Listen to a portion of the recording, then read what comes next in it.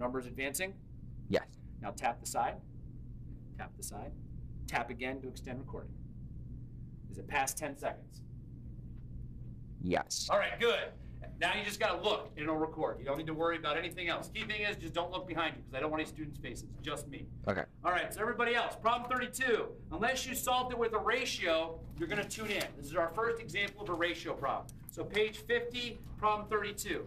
Take a little bit of time. If you haven't read the question recently, take a minute while I erase the board and draw my picture. Draw a picture. There's problem 32, page 50. If you don't have a picture, draw a picture and reread the question real quick while I erase the board.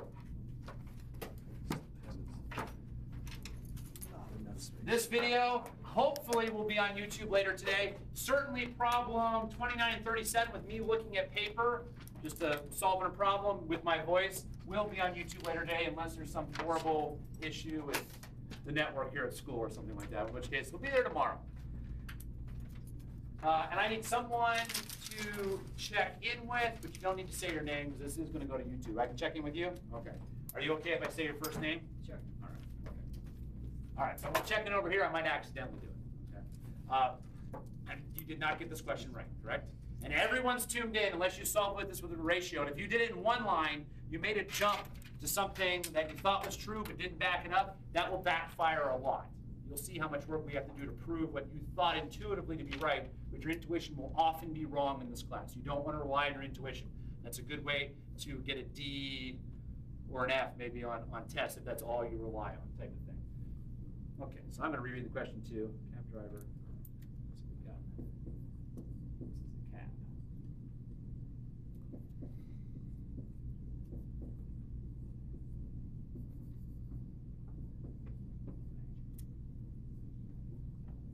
I think it's the other way around than this.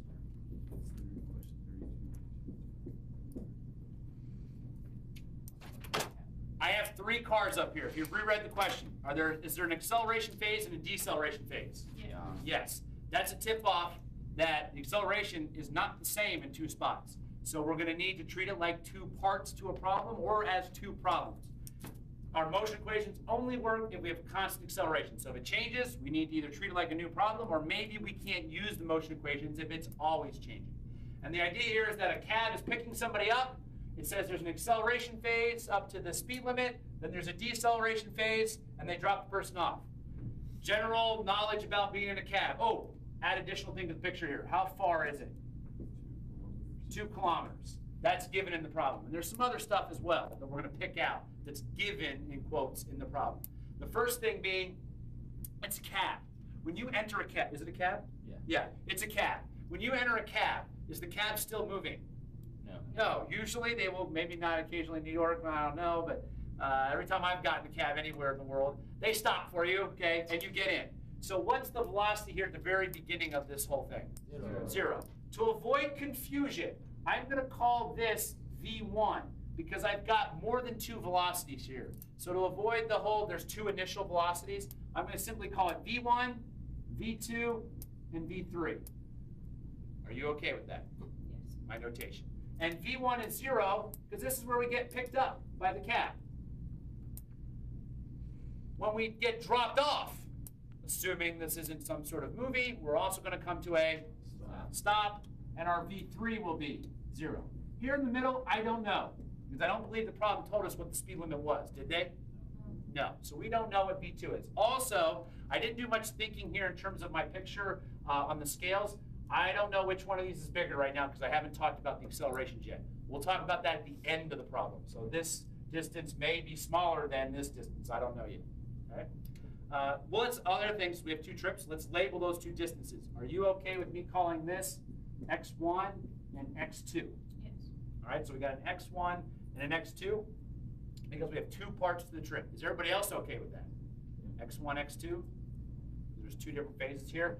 And for the purpose of this problem, you may have skipped this step, but there's 2 accelerations. So I'm going to call this A1 and I'm going to call this A2. And the way this car is moving to the right on my picture, I think A1's going to the right and A2 is going to the left. And I'm adding all this stuff to my picture with these variables for a very important reason.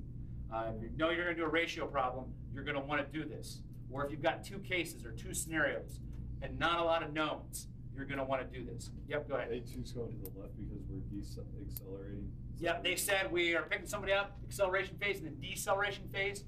When they have those in the same problem, you can assume opposite directions. You should define which way is positive. I should define which way is positive, thank you. To the right is positive. I haven't put any numbers on anything yet, so I was okay up till this point, but at some point we need to know right's positive, without a doubt. Eventually we'll just assume up and right's positive. Are you okay so far? Yes. Okay. What did they ask us to find? What are we trying to find? Is it x1 and x2? I think so. The lengths, yeah, find the Acceleration lengths and of the use. acceleration and deceleration. So the lengths. So we're trying to find x1 and we're trying to find x2. Well, let's see if we can write any equations with x1 and x2. There's a very simple one we can do from your algebra word problem days. This is 2, this is x1, this is x2. What can I write? x2 plus x1 equals. X1 plus x2 equals 2 kilometers. So there's something that is kind of given in the problem once you draw a good picture. Once you draw a good picture and label everything, this is something you can get without really doing any physics stuff. That's your word problem solving skill. Is that okay? Well, you came up with it, so I know it's okay. Is that okay for everybody else? Okay, but now we're stuck. We got one equation and how many unknowns? 2.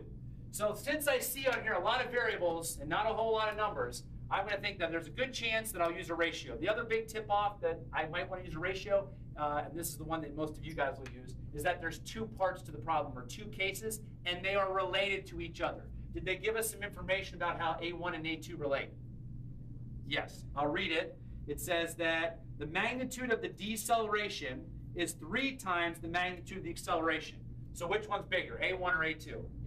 A2. So I'm going to write, and I asked that question so you don't get it flipped around. So I'm going to write A2 equals 3A1, and then I have to account for the sign. Are the accelerations in opposite directions? Yes, so I'm going to throw a what on either side of the equation? Negative. A negative. Doesn't matter where I throw the negative.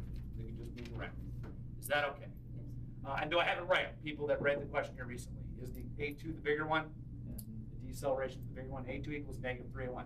So there's another bit of information that you can pull out from the problem, and we still haven't done any physics yet. We've got a picture, an old school algebra word problem skill, and then just A2 equals negative 3A1. I guess the negative right here is physics. You got parts a little bit of physics. And we're still stuck because now we have 2 equations and we have how many unknowns? 4. I didn't make things any better, did I? No. Well, we have accelerations, we have displacements, we have velocities. We're probably going to use, and we have accelerations that are constant for this part and then separately constant for this part. We're probably going to use the motion equations or the kinematic equations. So I'm going to list my 5 variables and see if I can figure out which motion equation I need to get somewhere. Oh, before I do that, before I list my motion equations, I would like to show you the ratio that I'm going to try to set up. If I could answer the question of what does x1 over x2 equal, meaning I could put a 5 over here. If I could put a 5 over here, could you directly solve now? Would you have 2 equations, 2 unknowns? Yes. Yes. Can everybody see that? The x1 equals 5x2. I can plug in right here and solve for x2, and then could I use this again to solve for x1? We're good? We're good? Everybody's good? We good? Okay. So if I can answer this ratio, I'm home free, and I'll have my problem solved. So I'm going to look for equations that have displacement in them for sure, and then hopefully this other stuff that I know something about. Like, would it be good to have accelerations in my equation? Because I can relate case 1 to case 2. Yes, it's a good idea. Do I have some velocity stuff up here? Well, we'll talk about that in a minute. So let me write my variables. V final in the x, V initial in the x, acceleration in the x, time, and displacement. And I'm not going to actually fill any of these out. I'm just going to talk about which ones do I want to be in my equation. Some of you won't be at this level yet, where you're going to be able to do this skill right now, okay, and you'll pick the right one. But that's okay. If you pick the wrong equation and solve for displacement and start setting up your ratio, all that'll happen is you'll get stuck and you'll need to pick a different one. You'll need to start somewhere else. You'll pick the wrong one and stuff won't all go away and you won't get an answer to that ratio. And you'll be like, oh, I gotta do something else. But let's fill out, okay, or look at what we know. Well, for the first part of the trip, do we know the initial velocity? Yes. Yes. For the second part of the trip, we don't know the initial velocity, but does it tie into the final of the first part of the trip? Yeah. Yeah, it's the same variable, right? The final of one part of the problem is the initial of the other. Is that okay? Okay. So I think I want V final to be in there, and I also think I want V initial, because for the finals, they're related to each other, or I know it. For the initials, either it's related to each other, or I know it. So I think those are good things to have in my problem. The acceleration, without a doubt. I have a way to relate case 1 to case 2. I want acceleration to be in my equation that I pick. What don't I want? Well, I'm solving for time, right? So excuse me, I'm not solving for time. What am I solving for? Displacement. Displacement. I'm putting it displacement. I'm solving for displacement, so I definitely want that in there. What's left? Time. Did they tell me anything about how the times for part 1 and part 2 relate? No. Nope. So I don't think I want time. So that'll be my don't care. I believe this is your third equation, the one with the squares. I know it's the one with the squares, but I think is it your third equation? Somebody look at your motion equations. The one missing time, the third one that you wrote down. So it's the third one, and I'm going to do just a general result. I'm going to write an equation that is always true, and then apply it to case 1 and case 2 with my variables that I have up here on my picture, and then we'll see what else we have to do. If instead of A1 and A2, you did A and negative 3A, that is perfectly fine. And at some point, most of you will probably go to that, but it's good that we have this like this right now so we can talk about a few things. So I'm going to write V final squared equals V naught squared plus 2AX for X minus X naught, and solving for X minus X naught. So let's see, that'll be V final squared minus a V naught squared, all divided by a 2A. Let's double check my math, my algebra. I think we're good. Are we okay with that? That looks like the quadratic equation, kind of. Kind of. So that A is not a coefficient. Right. It's not. I don't think. Is this okay? So there's our general result for displacement. I could use this at any point in the course. Anytime I feel like it, I could use this equation. It's just based off a motion equation. Just rearrange the thing. I'm going to use it on case 1 and case 2, and I'm going to do this over here. So when you're recording, just look at this board, and it'll be fine. You don't even need to worry about it. Where your eyes look, that's a real wide angle. You probably realized it, right? Does it cover like 2/3 of the board? Yeah. Yeah, no problem. As long as there's no people in it, we're good. You're not catching any people right now, right? No. Good. So I'm going to say, what does x1 equal? Now I'm getting specific. So I'm going to plug in values from here. So what's my V final that I used? V2. Is that all right? So I'm going to write x1 equals V2 squared minus, for the purposes of clarity, I'm going to put in the 0. But V initial for this part 1 is 0. Is that good? Over my acceleration. Which acceleration do I have? A1. And you can see the importance of the organization on a problem like this. If you're not putting your variables on your picture, you're going to want a list right underneath your picture for case 1, case 2, or part 1, part 2, so that you don't substitute in wrong thing. I'm not a super organization freak or a neat freak or anything like that. You can see this, but organization matters when you're doing problems that are tough for you or problems that are large. Take your pick. And now we're going to do the same thing for x2. What's my V final for x2 for this second part? It is 0. So I'm going to have a 0 minus my initial, which is V2. So V2 squared. Are you still with me? Yes. Over 2A2. It's acceleration 2. I set this up nicely. I'm going to go ahead and just make this a ratio. So watch up here so you understand. I'm dividing the left and the right. Are we good with this big line I've just added here, making this a giant ratio? Good, good, good. Now some stuff happens. What happens to the V2 squareds? Cancel. They cancel, and that's good. We want stuff to cancel. That's how we're eventually going to get to an answer. What happens to the 2's? They cancel out. Is everybody okay with that mathematically? Now we got a little messy improper fraction, so I'm going to rewrite this for the sake of clarity. Up here we have a 1 over A1, and down here, this is still a -1, which I actually missed first block. Somebody else put it out before we got too far. All right, so it'll be negative, and that'll matter. A -1 over A2. Is that okay? Yeah. Multiply the bottom by A2, multiply the top by A2, or negative A2, and we'll get negative A2 over A1. I'm just going to put the negative out front. Do you want to see the math here? Anybody want to see the math here? Just one little tiny hand or a quizzical look will sometimes do it, but it's tough. All right, so there we're stuck. Now, we've already done the thinking at the beginning of the problem, but let's say you got here and realized, oh, this did not answer the question. I don't have a number here. I still have variables. Well, then you go back to the original problem and see if they told you anything about A1 and A2. If they didn't, you pick the wrong equation. If they did, you write the equation and then you substitute and it should take care of it. Have we already done that thinking right here? Yep. So I'm going to plug in for A2. I'll do this down here. For A2, I'm going to plug in a negative 3A1. So I'm substituting that in over A1. What happens to the A1s? They cancel out. Negative times a negative is a positive, and long and behold, x1 over x2 equals 3. Some of you are like, well, yeah, obviously, because one acceleration was 3 times the other, so this had to be the case. No, that's the kind of thinking that will get you most of your problems wrong, okay? That's your gut reaction. Sometimes things will depend on the square. Sometimes there will be some other number you have to add in, or a coefficient, or a square root will be the relationship. It will not always work this way. So you got lucky if you just said that x1 equaled 3x2 on this first problem where you should have probably used a ratio. You could have done this with substitution. It's longer, and we're not done yet. But you got to show it. Equations are shorthand for ideas. You always want to check the equation to see if what your intuition says is right. My intuition is often wrong. Your intuition will also be wrong a lot of the time. You check with the equation. Unless you've done 100 problems just like this with acceleration, deceleration phases, and you know the relationship already. That might be the one exception. Are any of you experts on acceleration, deceleration problems like this? No. You might claim that I am. Even I would check the equation to make sure it works this way. Because it doesn't take that long once you've done some ratio problems. We're taking a long time because we're explaining really in depth what I'm doing. Are you okay up until this point? Now that we answered this question, we can come back here. I'm going to erase a little bit because I don't think we need this. Okay? I'm going to come back here and substitute.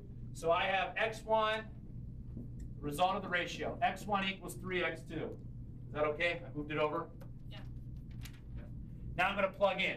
So where I see an x1, I'm going to put a 3x2 plus x2 equals 2 kilometers.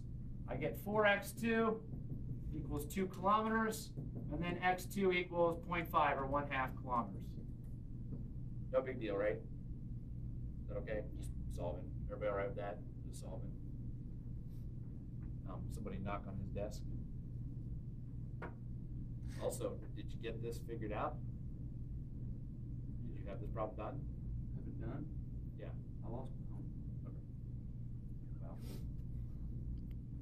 Okay. Well. Okay. So this is 0.5, and now we can go back, put this in. So we have, for x2, we have 0.5. We can just look at it probably, but I'll write it out. x1 plus 0.5 equals 2. What does x1 have to be? 1.5. So we've got our answers now.